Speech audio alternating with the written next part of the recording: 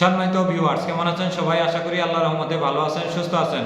আপনাদের সাথে আমি রয়েছি মোহাম্মদ রাশেদ মোশাররফ, শিক্ষক নিবন্ধনধারী কারিগরি শিক্ষা ও trade instructor, Itna Nurpur DD মাদ্রাসা, ইটনা কিশোরগঞ্জ। সম্মানিত ভিউয়ার্স, আমার নিজ জেলা জামালপুর ও নিজ উপজেলা সরিষাবাড়ি উপজেলা। সম্মানিত ভিউয়ার্স, আপনারা দেখছেন জব টিচার্স টিভির পক্ষ থেকে সম্মানিত ভিউয়ার্স ভাই ও বোনদের জানাই আন্তরিক শুভেচ্ছা ও অভিনন্দন। আজকের আলোচ্য বিষয় পঞ্চম গণবিজ্ঞপ্তিতে অমুসলিম প্রার্থীদের মাদ্রাসায় যোগদান প্রসঙ্গে আলোচনা।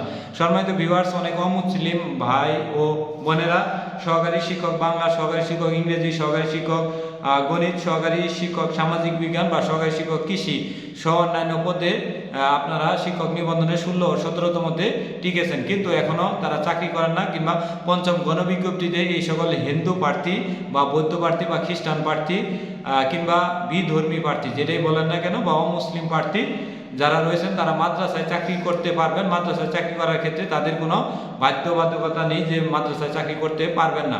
অনেক সম্মানিত ভিউয়ার্স ভাইরা হয়তো এখনও জানেনই না যে অমুসলিম প্রার্থীরা মাদ্রাসায় চাকরি করে। এমবিওভুক্ত দাখিল মাদ্রাসা, কামিল মাদ্রাসা, ফাজিল মাদ্রাসা এই স্তরের যে কোনো মাদ্রাসায় একটি অমুসলিম প্রার্থী চাকরি করতে পারবে।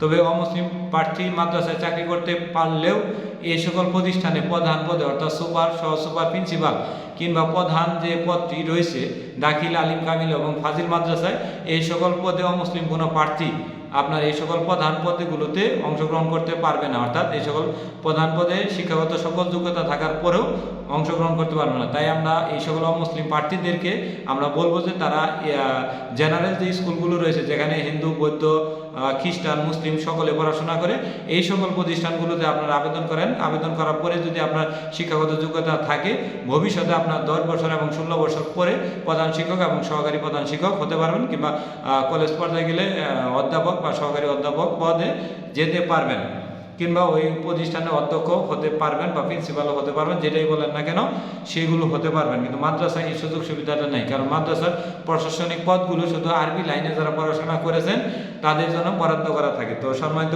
ভিউয়ার্স, যাদের নাম্বার কম তারা অমুসলিম তারা মাদ্রাসায় আসতে পারেন, কিন্তু যাদের নাম্বার বেশি তারা ভুলেও মাদ্রাসাতে আসবেন না। আর মাদ্রাসাতে আসলে পরেও আপনার কিন্তু ওই প্রশাসনিক পদগুলোতে আপনারা বসতে পারবেন। তো ধন্যবাদ সবাইকে, সকল অমুসলিম ভাই ও বোনদের জন্য আজকের এই ভিডিওটি। তো আপনাদের যদি ভালো লেগে থাকে তো ভিডিওটি অবশ্যই লাইক, কমেন্ট, শেয়ার দিয়ে আমাদের পাশেই থাকবেন। অবশ্যই জব টিচার্স টিভি সাথেই থাকুন। ধন্যবাদ সবাইকে।